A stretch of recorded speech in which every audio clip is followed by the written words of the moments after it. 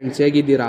ಈ ವಿಡಿಯೋದಲ್ಲಿ ನಾವು ಆಕಸ್ಮಿಕವಾಗಿ ಸಿಕ್ಕ ನಿಧಿಗಳಿಂದ ತಮ್ಮ ಪ್ರಾಣವನ್ನೇ ಕಳೆದುಕೊಂಡ ವ್ಯಕ್ತಿಗಳ ಬಗ್ಗೆ ವಿಡಿಯೋದಲ್ಲಿ ತಿಳಿದುಕೊಳ್ಳೋಣ.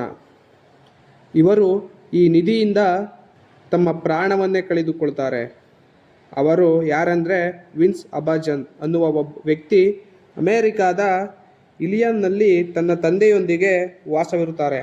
ಇವರಿಗೆ ಯಾವುದೇ ಕೆಲಸವೂ ಕೂಡ ಇರೋದಿಲ್ಲ, ನಿರುದ್ಯೋಗಿಯಾಗಿರುತ್ತಾರೆ.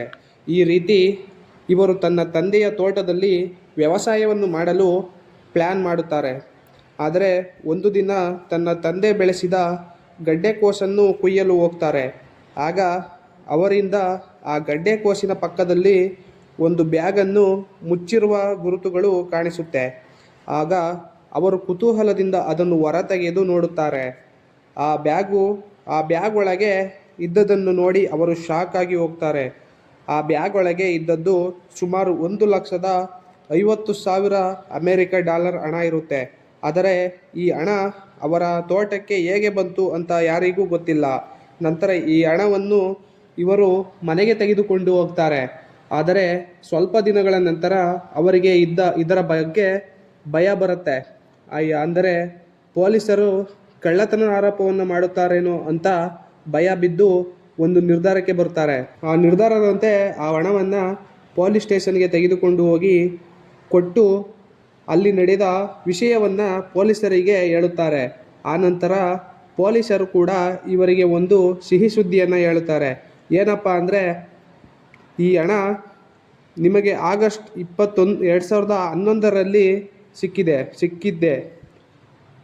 ಒಂದು ವೇಳೆ ಆಗಸ್ಟ್ 2011ರ ಒಳಗೆ ಯಾರು ಈ ಹಣವನ್ನು ಕ್ಲೈಮ್ ಮಾಡಲು ಬರಲಿಲ್ಲ ಅಂದರೆ ಈ ಹಣ ನಿಮಗೆ ಸೇರುತ್ತೆ ಅಂತ ಹೇಳುತ್ತಾರೆ. ಆನಂತರ ಈ ವಿಷಯವನ್ನು ತಿಳಿದ ಬಾರು ಅಂಗಡಿಯ ಮಾಲೀಕರು ಈ ಹಣವನ್ನು ಕ್ಲೈಮ್ ಮಾಡಲು ಪ್ರಯತ್ನ ಪಡ್ತಾರೆ. ಆದರೆ ಅದಕ್ಕೆ ಆಧಾರಗಳು ಸಿಗದ ಕಾರಣ ಇವರಿಗೆ ಆ ಹಣ ಸಿಗಲಿಲ್ಲ. ಆನಂತರ ಅವರು ಮನೆಯ ಪಕ್ಕದಲ್ಲಿದ್ದ 87 ವರ್ಷದ ಮುದುಕಿ ಸಬಾಜ್ನ ಹತ್ತಿರ ಬಂದು ಈ ಹಣ ನನ್ನದು ಅಂತ ಹೇಳ್ತಾರೆ. ಆಗ ಸಬಾಜ್, ಈ ಹಣವನ್ನು ನಮ್ಮ ತೋಟದಲ್ಲಿ ಏಕೆ ಇಟ್ಟಿದ್ದೀರಿ ಅಂದಾಗ ಆಗ ಆ ಮುದುಕಿ, ಈ ಹಣ ಶಾಪಕ್ಕೆ ಗುರಿಯಾಗಿದೆ, ಆದ್ದರಿಂದ ಈ ಹಣ ಮನೆಯೊಳಗೆ ಇಟ್ಟುಕೊಳ್ಳದೆ ತೋಟದಲ್ಲಿ ಮುಚ್ಚಿಟ್ಟಿದ್ದೀನಿ ಅಂತ ಹೇಳ್ತಾರೆ. ಆನಂತರ ಅದಕ್ಕೆ ಆಧಾರಗಳು ತೋರಿಸಿ ನನ್ನ ಹಣ ನನಗೆ ಬೇಕು ಅಂತ ಕೇಳ್ತಾರೆ. ಆನಂತರ ಅವರ ಹತ್ತಿರ ಇದ್ದ ಆಧಾರವನ್ನು ಪರಿಶೀಲಿಸಿದ ಮೇಲೆ ಪೊಲೀಸರು ಹಣವನ್ನು ಅವರಿಗೆ ಕೊಡಬೇಕು ಅಂತ ನಿರ್ಧಾರ ಮಾಡ್ತಾರೆ. ಆದರೆ ಆ ಹಣ ಇನ್ನು 2 ದಿನಗಳಲ್ಲಿ ಅವರಿಗೆ ಸೇರುತ್ತೆ ಅನ್ನೋ ಸಮಯದಲ್ಲಿ ಅವರು ಸತ್ತು ಹೋಗ್ತಾರೆ. ಆನಂತರ ಈ ವಿಷಯ ಕೋರ್ಟ್ನಲ್ಲಿ ವಿಚಾರಣೆಗೆ ಹೋಗುತ್ತೆ.